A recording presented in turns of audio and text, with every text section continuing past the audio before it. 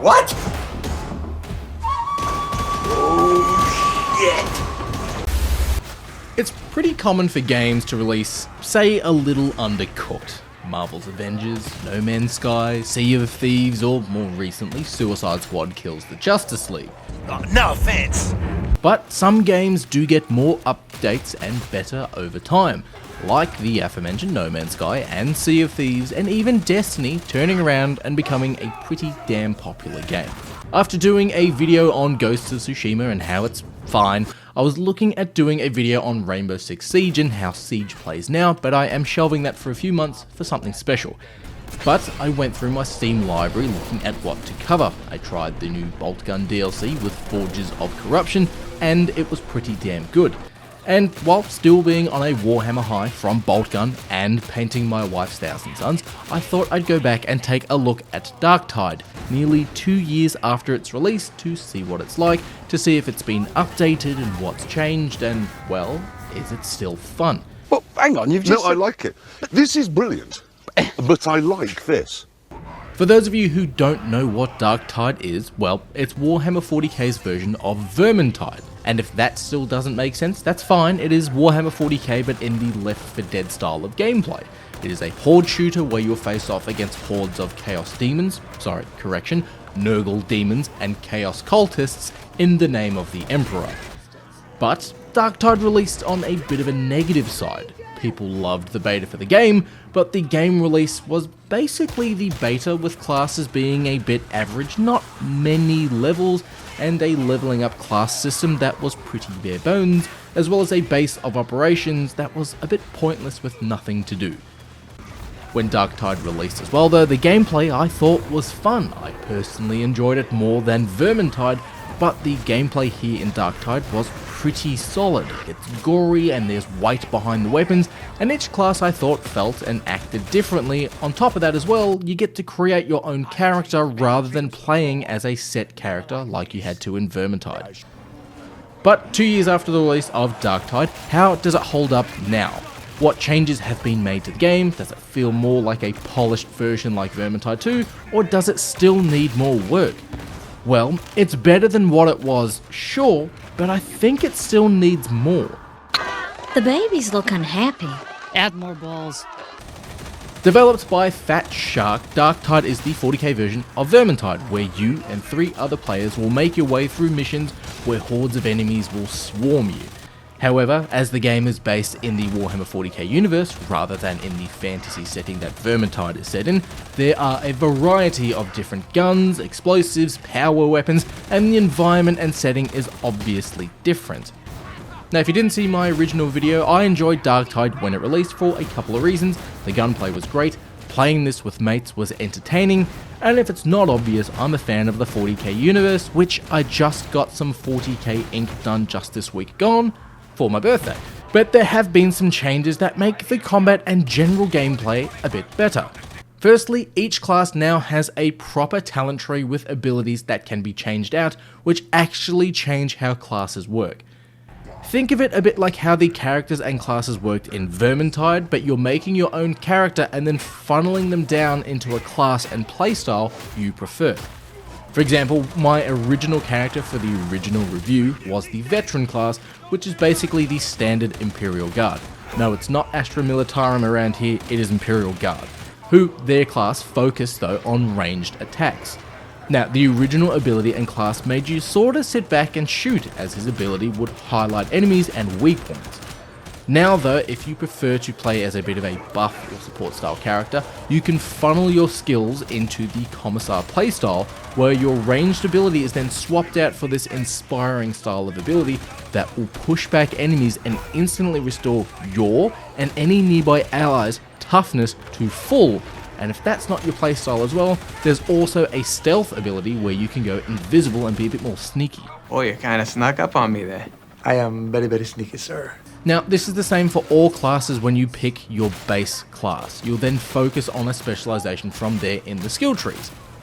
There are even smaller changes outside of the main abilities too, such as changing out the head-popping Psycho ability for basically Force Lightning, or changing the standard grenade for the Veteran to a crack grenade or a smoke grenade.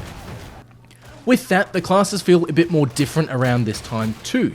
The Psyker and Veteran, while being able to use some similar weapons, their playstyles and abilities are completely different. I kinda wanted to create a new character for this video, and I did that when I played with some friends who had never really played before, just so we could sort of play and level together. But I found myself returning to my original Veteran class because it was just so fun to play, especially with the new bolt pistol, because that thing slaps. That's rad. So we've got new class progression and a skill tree, but what else?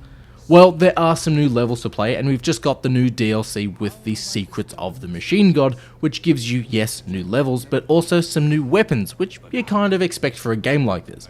But we've also got a rework to the Morningvale ship, which is your Destiny hub world area. Now, there are cosmetic vendors, premium cosmetic vendors that do use premium currency, weapon vendors, which don't use premium currency, tech priests who can upgrade your weapons, bounties to collect, which kind of work like the daily and weekly challenges, and then there's the achievements in the game called penances. Now, when you finish a mission, you complete small feats like, say, miss 0 shots during the volley fire as a veteran, or open 5 containers in a mission, you'll complete a penance, which is kind of like a small battle pass like reward style of system. There are some great cosmetics to unlock in here, and none of them can be paid for, they all need to be earned, which I thought was wicked. It's not enough to want a cracker, you have to earn it. So it's got entertaining gameplay, it's got updated classes, updated rewards, and the Morningvale's been done as well. Things look alright for Darktide now, yeah? Well, the updates, especially to the class and skill tree rework, are good, but we need more enemies, we need more locations, more classes, and an actual story too. Now, the world and lore of the 40k universe is huge. And while they can be a bit of filler nonsense, there are some genuine great stories. I absolutely love the first 3 books in the Horus Heresy series, or the Gaunt's Ghost run. And the opening cutscenes and the prologue mission of Darktide is pretty cool, but nothing really happens story-wise after that. You're a member of the Inquisition to cleanse chaos from the world of Tertium. That's really it. There aren't overly story cutscenes or anything like you'd get, say, in Dawn of War, Space Marine. More so, it's just random cutscenes in the Morningvale saying we need to take out this character, or you're doing well, keep it up because you're making an impression. That's really it. But what I think could be cool, personally, is obviously we're cleansing chaos from Tertium, so we're kind of stuck on the planet in this instance. But let's say have a warp storm appear above the planet and introduce Chaos Space Marines to the game. Not just to change the flow and gameplay, so rather than just facing off against hordes of Poxwalkers, we then face off against Chaos Space Marines, no, but let's have Chaos Space Marines in the game as a boss. Similar to how we have to face off against Chaos Spawns, Chaos Ogrins, or the Beasts of Nurgle. A Plague Marine, I think, would kinda work as a end level or random boss encounter. I think it'd be kinda rad. But another reason I'd like to see some Chaos Space Marines, rather than just facing off against cultists and whatnot, but I want to see more than just Nurgle demons in Darktide. And I'm sorry, I'm gonna go on a little bit of a rant and a bit of an idea here. Now, for those of you who don't know, there are 4 Chaos Gods in the 40k universe. Nurgle, the god of rot and decay, whose demons and influence play a major role in the game. We've then got Khorne, the god of blood and skulls, whose sole desire is about getting into close range combat and ripping enemies apart, with their popular saying, blood for the blood god, skulls for the skull throne. After that, we've got Tzeentch, the god of change and magic, and they've got a bit of a Egyptian bird theme to them, and they're known for having the best spells and magical abilities in the 40k universe. They're all about magic and changing and making things a bit fucked up.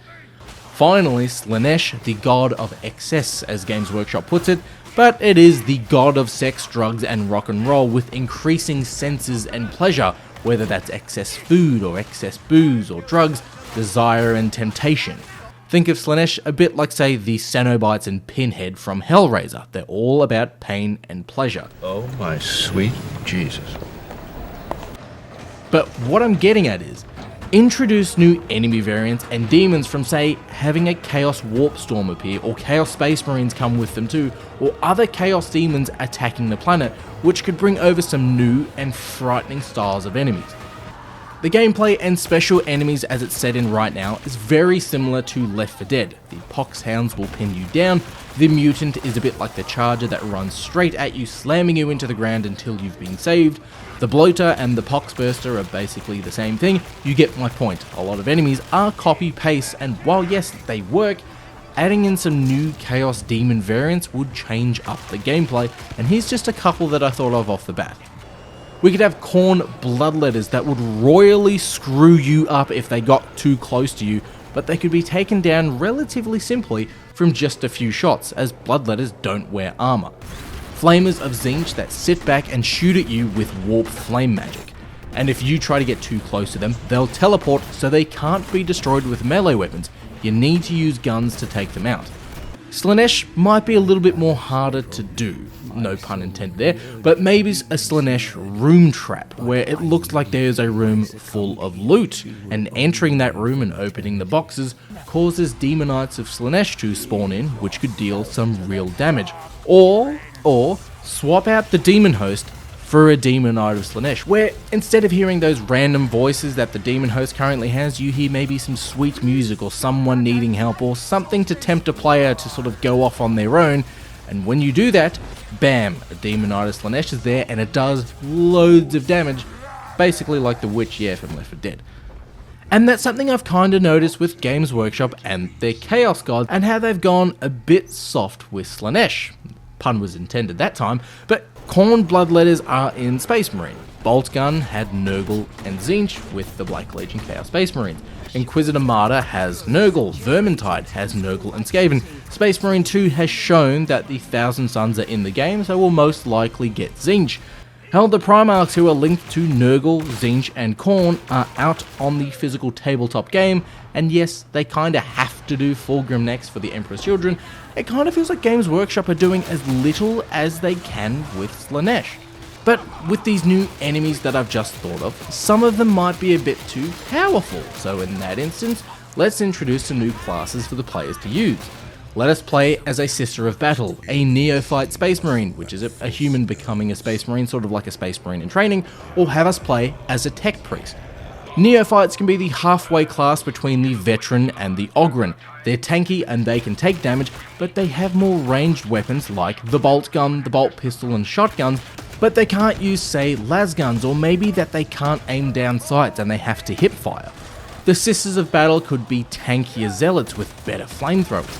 Tech Priests could maybe create ammo or introduce a mechanic where they can repair weapons or buff nearby allies to have sort of faster reload speeds or more ammo capacity, or maybe plasma weapons just don't overheat if you're nearby a Tech Priest. Now look, I could keep ranting with what I'd like to see add to Darktide, but what is it like to play the game now, 2 years after its release? Is it still fun to play? Yes. The gore and the gunplay is damn entertaining and meaty. Classes feel more unique and have purpose. The world design, its graphics and its soundtrack are absolutely fantastic. Hell, Darktide's soundtrack might be one of the greatest modern gaming soundtracks around. And Kyle parked his car in my spot again. Now that is the fourth time this month.